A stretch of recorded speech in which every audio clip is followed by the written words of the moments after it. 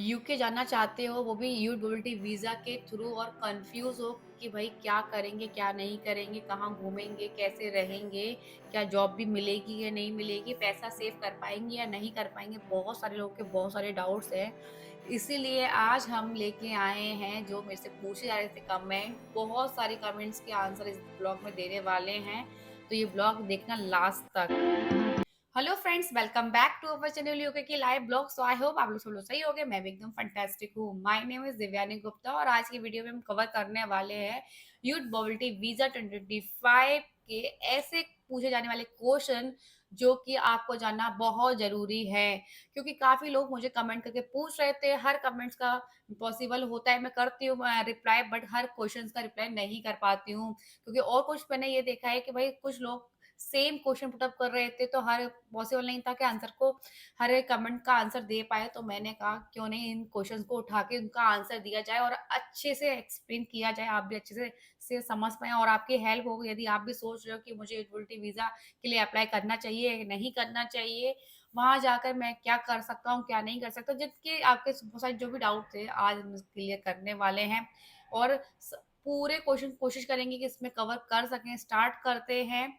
और सबसे पहले मैं एक बात मैं आपको बता दूँ कि यूथ मोबिलिटी वीज़ा होता क्या है? जिनके मन में एक वाला क्वेश्चन आ रहा था, तो मैं आपको बता दूँ यूथ मोबिलिटी वीज़ा 2025 में अभी जुलाई में ओपन होने वाला है एक बार फिर से, क्योंकि एक बार ऑलरेडी हो चुका है 2025 में फ़ेब में, और अब ये जुलाई में एक बार अगेन ओपन होने वाला है। और उससे भी बड़ी चीज़ काफ़ी लोग पूछ रहे थे कि क्या मैम अभी जो लोग पूछ रहे थे कि मैम अभी जो इमिग्रेशन रूल्स में जो चेंज आया है, तो क्या यूटिलिटी वीज़ा के अकॉर्डिंग भी कुछ आया है अपडेट कि नहीं आया? तो मैं आपको बता दूँ ऐसा कोई भी रूल नहीं आया है यूटिलिटी वीज़ा का कि ये अब नहीं आएगा या ये ऐसा वीज़ा मिलेगा या नहीं मिलेगा, ऐसा कुछ भी नहीं है। ये वीज़ा कंटिन्यू रहेगा, जैसा अपना प्रोसेस करता है वैसे ही करेगा, जो अभी फरवरी में ऑलरेडी आ चुका है और ये जुलाई में आने वाला है।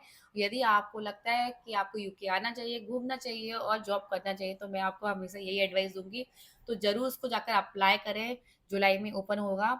जब ये ओपन होगा तो मैं उसके पहले ही आपको अपडेट कर दूँगी, वीडियो में डाल दूँगी कि भई ओपन बहुत जल्द आने वाला है, तो आप उसको फ़िल ज़रूर करना। फ़िल करना बहुत ही ज़्यादा ईज़ी है। अब स्टार्ट करते हैं वन बाय क्वेश्चन से, क्योंकि ऐसे ही मैंने आपको ज़्यादा एक्सप्लेन किया तो आपके क्वेश्चन्स रह जाएँगे और वीडियो बहुत लंबी हो जाएगी। तो मैं कोशिश करूँगी कि पहला क्वेश्चन मैं उठाती हूँ।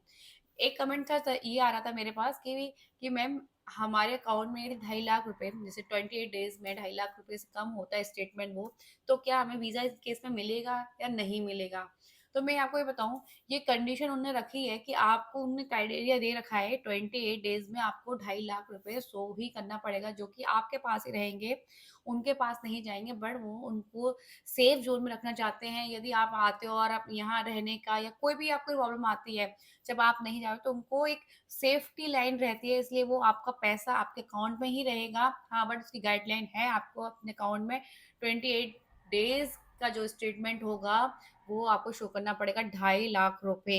आप ऐसा नहीं कर सकते हो कि आप 2.5 लाख से वो कम दिखाएँ, हो सकता है आपका वीज़ा भी रिजेक्ट हो जाए। जो इनके क्राइटेरिया है वो आपको पूरे करने ही पड़ेंगे।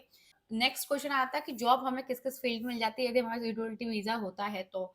तो मैं आपको बताऊँ, आप यहाँ आईटी सेक्टर में काम कर सकते हो, यहाँ आप पार्ट टाइम जॉब कर सकते हो, फुल टाइम कर सकते हो, हेल्थ केयर में जॉब कर सकते हो। आप यहाँ सारी जॉब्स के लिए अप्लाई कर सकते हो। काफ़ी लोग पूछ रहे थे कि मैम हम मंथली कितना अर्न कर सकते हैं और हमें कितना सेव भी कर सकते हैं। अर्न के साथ-साथ सेव ज़रूरी है भई। सही बात है, आप यदि यूके आ रहे हो, आपने पैसा सेव नहीं किया तो फिर क्या किया? तो मैं आपको बता दूँ कि यदि आप पार्ट टाइम भी जॉब करते हो तो आप मंथली 1 से 1.5 लाख रुपए आराम से कमा सकते हो पार्ट टाइम जॉब करने के अकॉर्डिंग, जिसमें आप अच्छे से यूके में रह सकते हो, 1 लाख रुपए के आस-पास अच्छे तरीके से रह सकते हो। हाँ, बट इसमें सेव नहीं हो सकता। यदि आप फुल टाइम काम करते हो, फुल टाइम जॉब करते हो, यदि आप आईटी सेक्टर से हो या आप हेल्थ केयर सेंटर से हो, तो आपको बहुत अच्छा पे यहाँ मिल जाएगा। मतलब आपको बहुत अच्छा आप अर्न कर सकते हो, बहुत अच्छी आपकी सैलरी होगी, जिसमें आप अच्छा खासा पैसा भी सेव कर सकते हो। साथ ही साथ आप यहाँ अच्छे से एक्सप्लोर भी कर सकते हो, बहुत अच्छे से रह सकते हो। थर्ड क्वेश्चन ये पूछा जा रहा था कि हम मंथली कितना सेव कर सकते हैं? एप्रॉक्स 1 लाख के आस-पास हम सेव कर भी सकते हैं या नहीं कर सकते? तो मैं आपको बताऊँ, यदि आप पार्ट टाइम जॉब करते हो और आप शेयर्ड में रहते हो, तो आपका खर्चा मतलब मंथली जो है 60 से 70 हज़ार के आस-पास आ सकता है रहने का।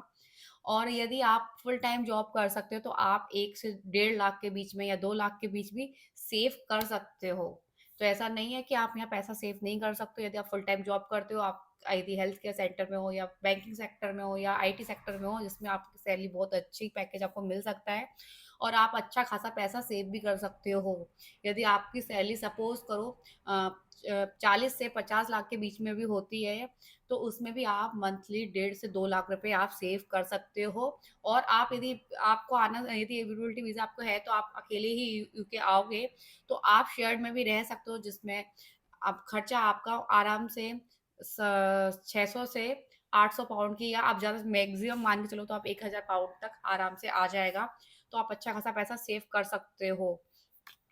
और आप ऐसा भी नहीं है कि आप आईटी सेक्टर या बैंकिंग सेक्टर में हो, यदि आप और भी किसी सेक्टर में हो तो आपका यहाँ अच्छा खासा पैकेज हो सकता है और खूब ज़्यादा पैसा आप सेव करके इंडिया लेके जा सकते हो। फोर्थ क्वेश्चन तो ये आ रहा था कि मैम हमने ना 2025 फेब में ये फॉर्म अप्लाई किया था, जिसमें हमें अनसक्सेसफुल का मेल आ गया था। क्या हम अगेन कर सकते हैं अप्लाई कि नहीं कर सकते? हाँ, आप बिल्कुल अप्लाई कर सकते हो अगेन।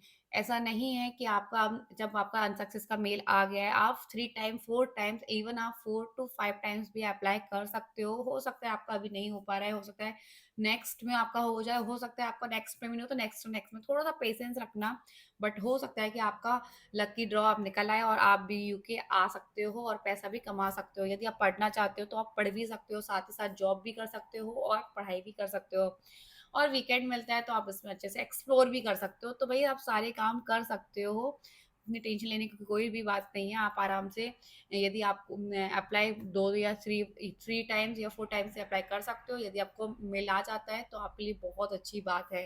नेक्स्ट क्वेश्चन ये भी बहुत आ रहा था कि यहाँ जॉब कैसे मिलती है? तो मैं आपको बताऊँ, आप यहाँ 2 टाइप से अप्लाई कर सकते हो। या तो आप ऑनलाइन जाके अप्लाई भी कर सकते हो, बैंकिंग में, हाउसवेयर में, रेस्टोरेंट में। यदि आपको पार्ट टाइम जॉब करना है तो ड्राइविंग का काम भी कर सकते हो, आप कोरियर ड्रॉप का भी काम कर सकते हो, वेयर हाउसेस में भी काम कर सकते हो, और आप जाकर ऑनलाइन वेबसाइट में भी अप्लाई कर सकते हो, या आप डायरेक्ट जाकर रेस्टोरेंट में या किसी एजेंसी में जाकर भी आप अपना फॉर्म, अपना रिज्यूम वहाँ दे सकते हो। यदि वहाँ वैकेंसी होगी तो मे बी हो सकता है आपको जॉब वहाँ मिल जाए इसी तरीके से।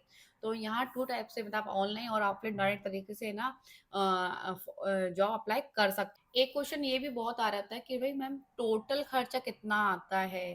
क्योंकि हमने वीज़ा की फीस दे दी, हमने हेल्थ सब चार्ज दे दिया, तो अब हमें और क्या हमें वहाँ पे करना पड़ेगा जिससे हम यूके आ सकें? तो मैं आपको बताऊँ, आपने जैसे आपका जब आप अपने लिए अप्लाई करेंगे, वीज़ा की फ़ीस देनी पड़ेगी वो सब, और हेल्थ सब चार्ज देना पड़ेगा।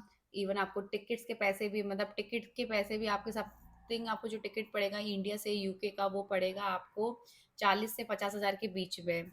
तो वो टोटल खर्चा, और हाँ, और आपको होटल का खर्चा भी, क्योंकि भई जब आप यहाँ आओगे, आप किसी को नहीं जानते, तो आपको रिसेंट आते ही सबसे पहले अपना वहाँ होटल भी देखना ही पड़ेगा।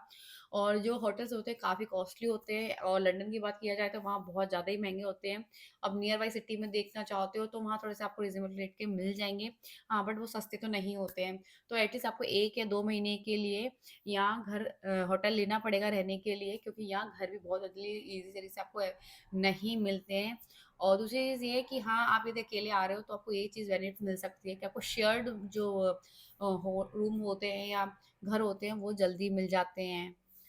तो आपका टोटल जो खर्चा आएगा वो फर्स्ट टाइम में आएगा वो 3 से 4 लाख के आसपास, जिसमें आपका वीज़ा, हेल्थ सब चार्ज, टिकट, और 2 महीने का होटल का खर्चा भी। तो उसमें खाना भी इंक्लूडेड होगा, तो आपको 3 से 4 लाख आराम से आ जाएगा। उसके बाद आपको घर मिल जाएगा तो वो थोड़ा आपको सस्ता पड़ जाएगा। तो होटल के अकॉर्डिंग, मतलब होटल का जो खर्चा आएगा वो आपको 1 लाख के आस-पास आएगा पर मंथ। तो यदि शेयर रूम लेते हो तो आपको 600 पाउंड, मतलब 60,000 और 70,000 के बीच में अच्छा घर यहाँ मिल जाएगा शेयर्ड में, जो आप अच्छे तरीके से कंफर्टेबली यहाँ रह सकते हो। क्वेश्चन तो ये भी आ रहा था कि भाई इसको कौन अप्लाई कर सकता है, क्या एज लिमिट भी है? तो हाँ, मैं आपको बताऊं कि इसमें एज लिमिट भी है, और एज जो लिमिट है वो इंडिया वालों के लिए है, वो 18 से 30 के बीच में है। हाँ, बट कुछ कंट्रीज में इसके अपग्रेड कर दिए, जिसको 18 से, कई कई कंट्रीज में 35 तक जिनकी एज होती है वो भी अप्लाई कर सकता है। हाँ, बट इंडिया के लिए सिर्फ 15 टू 30 ईयर के जो एज के कैंडिडेट्स हैं वो ही अप्लाई कर सकते हैं। आई होप आपको ये सारे क्वेश्चंस के आंसर मैंने इसमें कवर कर लिए हैं, और आपको कोई भी डाउट हो तो प्लीज़ कमेंट करके बताना। हो सकता है कि मैं आपको कमेंट में आंसर दूँ, और आप मुझे लगता है कि इसको अच्छे से एक्सप्लेन करना पड़ेगा, तो मैं इसकी अलग से वीडियो बनाकर आपको ज़रूर शेयर करूँगी। और हमारी वीडियो अच्छी लगती है तो लाइक करना, शेयर करना, सब्सक्राइब करना हमारा चैनल। वैसे तो मैंने अपने इसमें सारे क्वेश्चन आपको कंप्लीट करने की कोशिश की है, और मुझे लगता है कि आपकी इसमें हेल्प हुई है तो प्लीज़ लाइक करना।